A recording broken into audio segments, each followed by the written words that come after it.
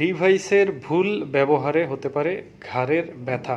বর্তমান যুগে smartphone, tab, computer দৈনন্দিন জীবনে কিন্তু এটি অবিচ্ছেদ্য অংশ হয়ে উঠেছে।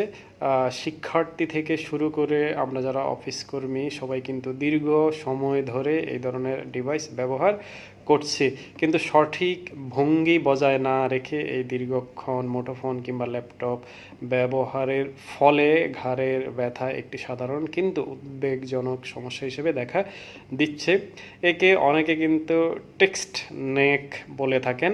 এখন আমরা এই অনেক সময় ঘাড়ের ব্যথা হতে পারে বা ছড়িয়ে পড়তে পারে। সাধারণ উপসর্গগুলো যদি তাকাই, সেটা হচ্ছে ঘাড়ে স্থায়ী ব্যথা বা শক্ত ভাব হওয়া, কাঁধ ও পিঠের উপরের অংশে অস্বস্তি লাগা, মাথার পেছনের অংশে অনেক সময় ব্যথা হতে পারে, হাতে জিনজিন কিংবা অবশ অবশ ভাব হতে পারে, সামনের দিকে ঝুঁকে থাকা মাথা অথবা কাঁধও হতে পারে।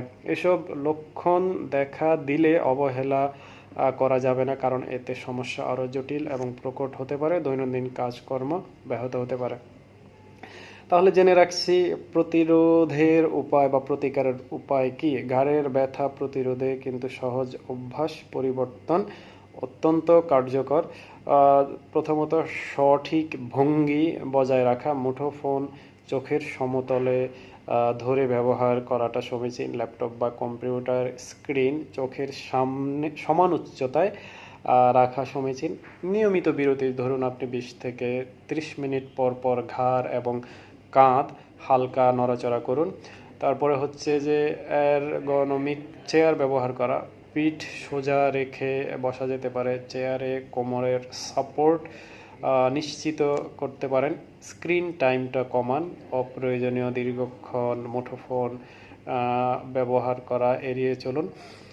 তারপর হচ্ছে নিয়মিত ব্যায়াম, আসলে এটি হচ্ছে কার্যকর। ঘাড় ও কাঁধের পেশি শক্তিশালী করার জন্য নিয়মিত ব্যায়াম করতে পারেন। চিকিৎসা হিসাবে যদি ইতোমধ্যে ব্যায়াম শুরু করা যায় তবে দ্রুত ব্যবস্থা নেওয়া জরুরি। বিশ্রাম নিতে হবে।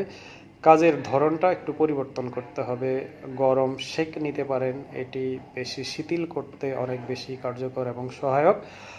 সঠিক ভঙ্গি অর্থাৎ পোশ্চার যেটা, এটা প্রশিক্ষণ নিতে হবে। ম্যানুয়াল থেরাপি দিতে পারেন।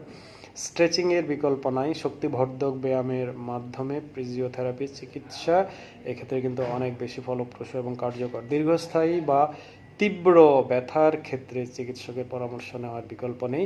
শুধু ব্যথানাশক ওষুধের উপর নির্ভর না করে মূল সমস্যা সমাধান করা কিন্তু খুব গুরুত্বপূর্ণ। তাহলে ডিভাইসের ভুল ব্যবহার থেকে আমরা দূরে থাকব।